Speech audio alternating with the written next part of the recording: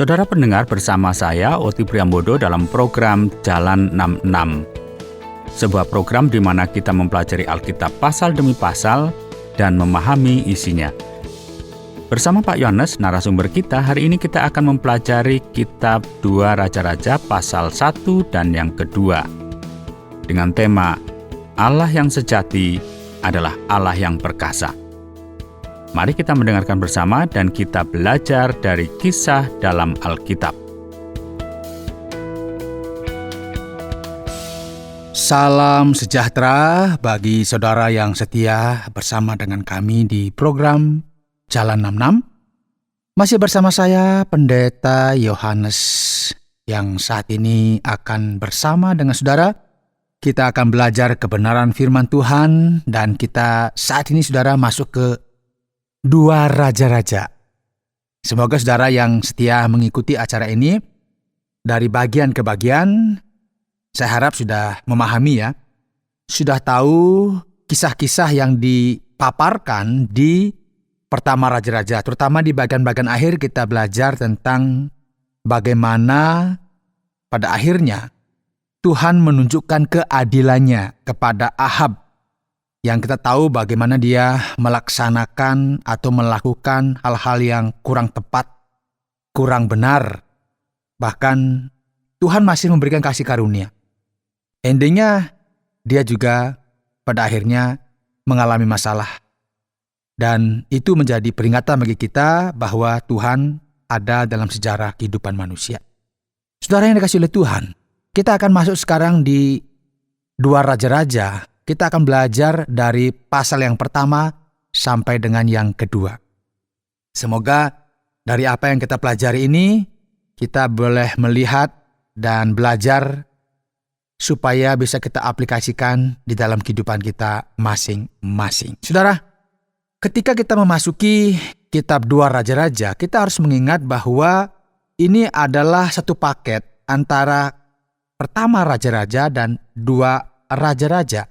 Dan kemungkinan besar ditulis sekitar abad ke-6 sebelum Masehi. Dan sekarang kita akan melihat apa yang kita sebut sebagai masa transisi dalam kerajaan Israel.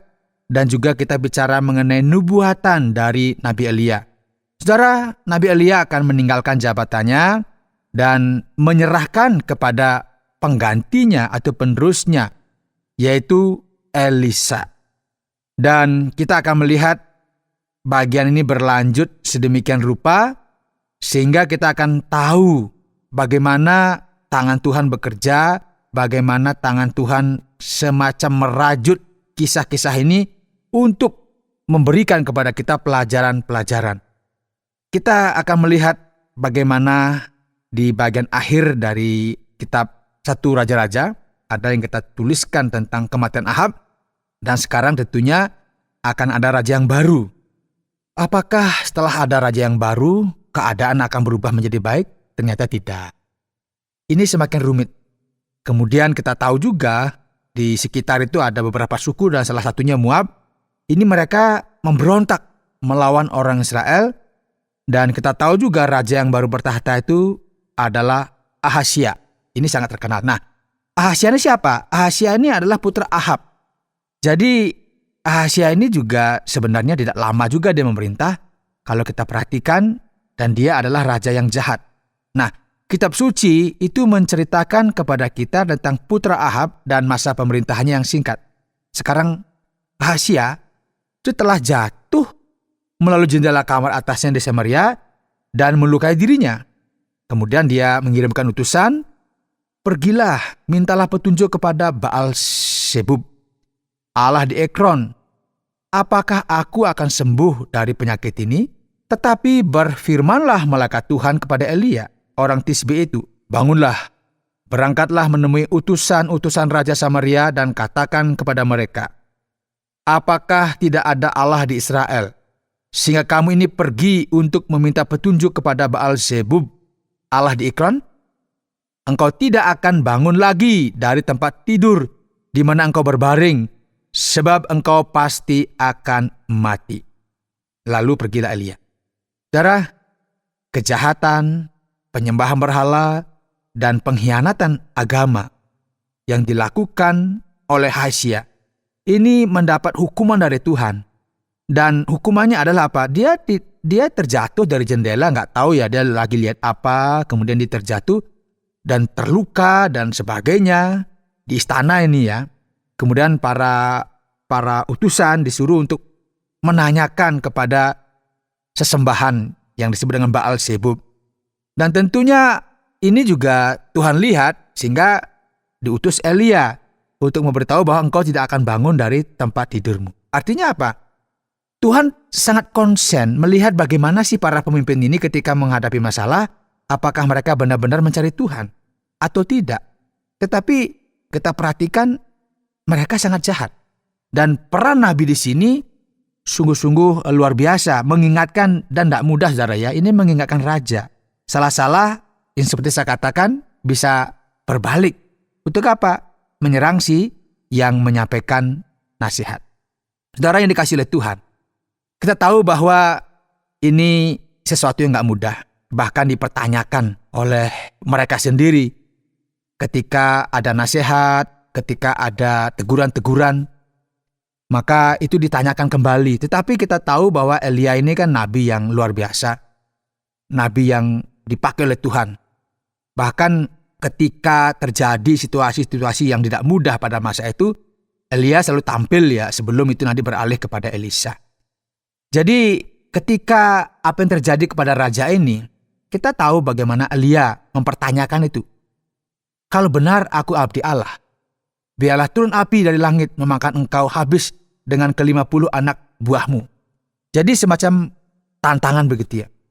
Jadi semacam karena diragukan begitu, maka dia membuktikan, ya kalau aku benar nanti kita akan lihat benar apa enggak saya ini abdi Allah, benar enggak saya diutus oleh Tuhan. Karena memang ketika dikasih nasihat, diingatkan, kadang-kadang mereka tidak mendengarkan begitu.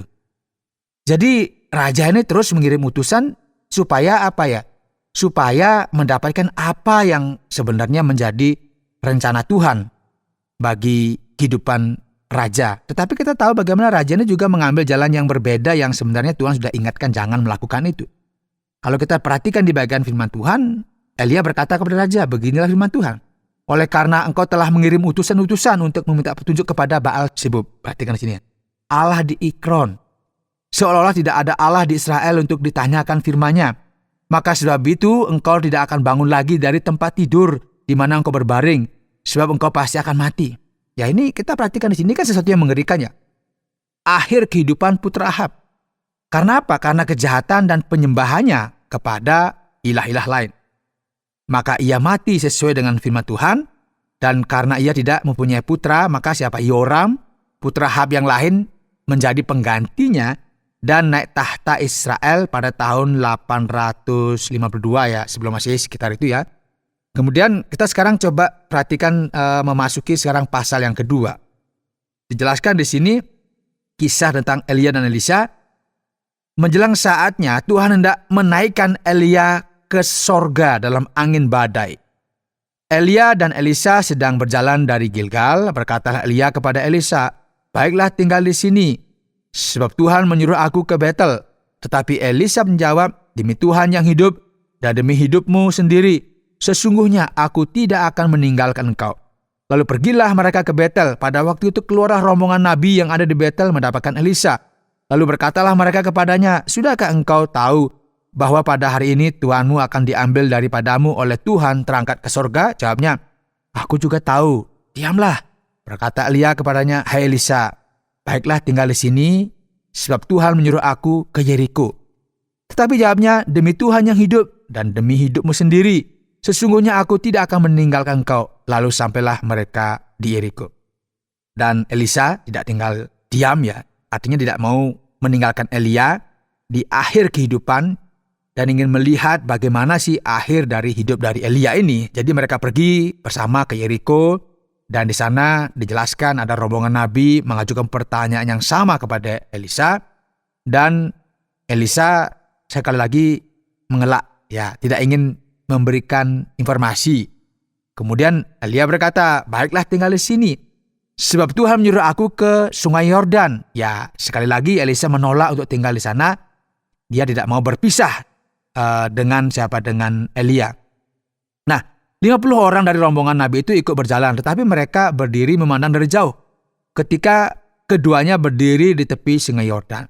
Lalu Elia mengambil jubahnya, digulungnya, dipukulkannya ke atas air itu, maka terbagilah air itu ke sebelah sini dan sebelah sana. Artinya terkuak begitu ya. Sehingga menyeberanglah keduanya dengan berjalan di tanah yang kering. Dan sesudah mereka sampai di seberang, berkatalah Elia kepada Elisa, "Mintalah apa yang hendak kulakukan kepadamu sebelum aku terangkat daripadamu." Dan Elisa meminta sesuatu yang luar biasa di sini. Apa yang diminta? "Biarlah kiranya aku mendapat 2 bagian dari rohmu." Artinya begini ya, "Izinkan aku menjadi penerusmu dan memiliki roh kenabian sepertimu." Berkatalah Elia, "Yang kau minta itu adalah sukar. Tetapi jika engkau dapat melihat aku terangkat daripadamu, akan terjadilah kepadamu seperti yang demikian. Dan jika tidak akan terjadi." Jadi sedang mereka berjalan terus sambil berkata-kata, tiba-tiba datanglah kereta api dengan kuda berapi memisahkan mereka. Lalu naiklah Elia ke surga dalam angin badai. Ya, ini yang saya katakan sebagai akhir pelayanan dari Elia yang sangat mulia. Dan ketika Elisa melihat itu, maka berteriaklah ia, "Bapakku, Bapakku, kereta Israel dan orang-orangnya yang berkuda."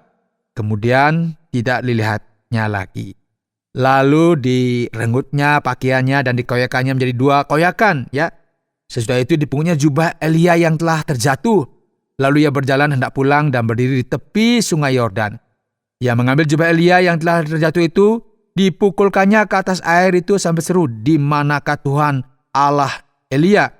Ia memukul air itu lalu terbagi ke sebelah sini dan ke sebelah sana, maka menyeberanglah Elisa. Nah, ketika rombongan Nabi yang dari Yeriko itu melihat dari jauh, mereka berkata, "Wah, roh Elia telah hinggap pada Elisa." Ya, maka mereka mengaku, "Kami Nabi," gitu, mulai mengikuti siapa? Elisa. Kemudian mereka menyarankan untuk mencari Elia.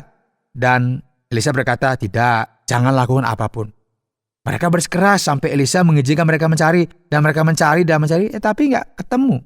Karena apa? Karena memang Elia telah diangkat oleh Tuhan dengan cara yang luar biasa. Nah, kita tahu saudara ya, Elia dan Enoh ini sebuah contoh yang diberikan dari kehidupan ini. Bagaimana keajaiban luar biasa, mereka ini tidak memiliki catatan kematian. Keduanya diangkat oleh Allah saat masih hidup. Dan jasa mereka nggak pernah dikuburkan dimanapun di bumi. Dan agar pelayanan ini dapat diteruskan dengan benar setelah Elisa, agar pelayanan yang sudah ada ini ditegakkan dan dilakukan dengan cara yang benar, maka di sini kita melihat Allah memberikan Elisa kuasa yang sama seperti yang telah Dia berikan kepada Elia selama momen yang katakanlah momen yang sulit, yang sukar, yang menyedihkan dalam sejarah Israel. Nah, kita tahu bahwa kerajaan terpecah. Ada utara dengan segala lika-liku mereka, dengan segala kemurtadan mereka, kemerosotan mereka, amoral mereka yang mengerikan. Dan kita tahu juga bagaimana Allah menghadirkan 2 orang ini, Elia dan Elisa, pada momen-momen yang suram dan yang mengerikan dalam sejarah Israel. Dan kita tahu juga di bagian ini ada di pasal 19 begitu, ada dijelaskan dalam kitab suci, "Berkatalah penduduk kota itu kepada Elisa, cobalah lihat, letaknya kota ini baik seperti Tuanku lihat, tetapi airnya tidak baik, dan di negeri ini sering ada keguguran bayi." Jawabnya, "Ambillah sebuah pinggan baru bagiku dan taruhlah garam ke dalamnya." Maka mereka membawa pinggan itu kepadanya. Kemudian pergilah ia ke mata air mereka dan melemparkan garam itu ke dalamnya serta berkata, "Beginilah firman Tuhan, telah kusehatkan hari ini, maka tidak akan terjadi lagi olehnya kematian atau keguguran bayi." Demikianlah air itu menjadi sehat sampai hari ini dalam konteks pada masa itu sesuai dengan firman Tuhan yang telah disampaikan Elisa. Nah, Elisa pergi dari sana ke Betel dan sedang ia mendaki, maka keluarlah anak-anak dari kota itu. Lalu mencamoh dia, berseru kepadanya, naiklah botak. Ini mereka mengolok-olok Nabi Elisa. Lalu berpalinglah ia ke belakang, dan ketika ia melihat mereka, dikutuknyalah mereka demi nama Tuhan. Maka keluarlah 2 ekor beruang dari hutan, lalu mencabik-cabik dari mereka 42 orang anak. Dari sana pergilah ia ke Gunung Karmel, dan dari sana pula kembalilah ia ke Samaria. Saudara, seperti yang telah kita lihat ini semacam rangkaian kisah bagaimana penerusan pelayanan dari Elia kepada Elisa, di mana mereka ada di kerajaan, di daerah yang mereka sendiri tidak taat kepada Tuhan. Tetapi dia harus hadir di sana, dan bagaimana Allah menjatuhkan hukumannya. Dan bagaimana juga akhir dari Ahazia yang sungguh-sungguh mengerikan begitu ya, karena dia juga hari mendapat hukuman dari Tuhan. Tuhan adalah Tuhan yang baik, saudara. Dia menyediakan pengganti yang memadai, dan akhir yang memadai dan mulia itu bagi Elia karena diteruskan oleh Elisa. Ini sebuah kisah yang kita lihat bahwa Tuhan lagi sekali dia memegang kendali, dia berdaulat atas sejarah, dan dia mengatur semuanya dan tidak ada rencananya yang gagal. Kiranya Tuhan memberkati kita. Anda sedang mendengarkan Jalan 66, program pelajaran Alkitab, dan kita sampai kepada 2 Raja-Raja pasal yang ke-1 dan yang kedua. Kita sampai pada sesi tanya-jawab. Pada bagian awal kita berbicara tentang pengangkatan. Menarik perhatian kita. Tetapi bab yang kedua. Apa maksud cerita tentang nabi yang diangkat? Bisakah seseorang benar-benar diangkat ke surga seperti pengangkatan? Mungkin ada pertanyaan, bukankah itu bisa jadi piring terbang atau alien pada saat itu? Di sini kita memiliki skenario yang berbeda, Pak Oti. Ya, kita bertanya-tanya kemana sebenarnya Elia pergi. Kitab suci memang tidak memberikan detailnya di sini. Kitab suci hanya mengatakan bahwa kereta api, ya kereta yang berapi begitu ya, dan kuda yang berapi, itu muncul dan memisahkan mereka berdua. Dan Elia naik ke surga dalam angin puting beliung. Karena dia naik ke surga, ini sebagai sesuatu yang tidak bisa kita bayangkan secara akal kita. Jadi Elia mengalami sebuah perubahan di sini. Dan memang beberapa sarjana teologi, itu mereka berpendapat bahwa ia sudah memiliki tubuh yang dipermuliakan. Tubuh yang beda begitu ya. Ia naik ke hadirat Allah. Seharusnya bagi kita semua ini jelas bahwa Elia adalah orang pilihan yang istimewa. Ini kita perhatikan, ini sama dengan Musa, juga sama dengan Enoch. Nah, situasinya khusus ini dan sama sekali berbeda. Nah, kita tidak memiliki detailnya. Nah, sekarang kita menemukan sebuah bagian yang menggambarkan momentum yang ajaib seperti ini. Sesuatu yang sangat jelas dan detail. Kita terus mulai membayangkan berbagai hal di sini. Ini gimana ya kisahnya, itu dia berangkat kemana dan sebagainya. Itu kan bisa kita bayangkan. Nah, memang tidak ada yang menunjukkan bahwa ini semacam ada makhluk luar angkasa atau dia pergi ke planet lain. Jadi dibawalah dia mungkin ke planet Mars atau Pluto. Memang tidak seperti itu. Tetapi dijelaskan dia naik dengan kereta yang berapi, kuda yang berapi. Dan yang bisa kita lihat, inilah kuasa Tuhan. Ada mujizat yang luar biasa yang Tuhan kerjakan di dalam dan melalui nabi yang luar biasa ini. Tetapi memang kita tidak memiliki detail yang sangat detail terkait dengan peristiwa ini. Saya duduk di sini dan membayangkan, wow, kalau kita memiliki Tuhan yang sama seperti yang dimiliki Elia, seperti yang dimiliki Elisa, maka kita pun dapat melakukan mukjizat yang sama dalam hidup kita. Bisakah kita benar-benar melakukan mukjizat sebesar itu? Ini pertanyaan yang sangat penting, Pak Oti. Banyak orang bingung ya, dan ini sesuatu yang kita lihat di dalam Alkitab. Seringkali kita lupa bahwa teks ini menceritakan kisah-kisah dari beberapa abad. Dan kita beranggapan bahwa buku ini hanya menceritakan tentang mujizat, bahwa ini terjadi setiap hari. Tapi sebenarnya nggak seperti itu ya. Sebenarnya mujizat yang luar biasa ini yang ada di dalam Alkitab, kita bisa lihat misalnya terjadi pada zaman Musa, kemudian terjadi pada zaman Elia, Elisa, kemudian juga kita perhatikan juga itu terjadi pada perjanjian baru. Ini kita perhatikan ada masa-masa ketika mujizat-mujizat itu diizinkan terjadi dengan luar biasa. Oleh karena itu kita melihat di sini pelayanan Elia dan Elisa ini bersifat khusus. Dan Allah memiliki rencananya bagi mereka. Ini nggak berarti bahwa sekarang saya akan mulai berpikir bahwa kita juga akan naik ke surga dengan kereta yang berapi. Juga nggak berarti saya dengan seenaknya membangkitkan orang dari kematian.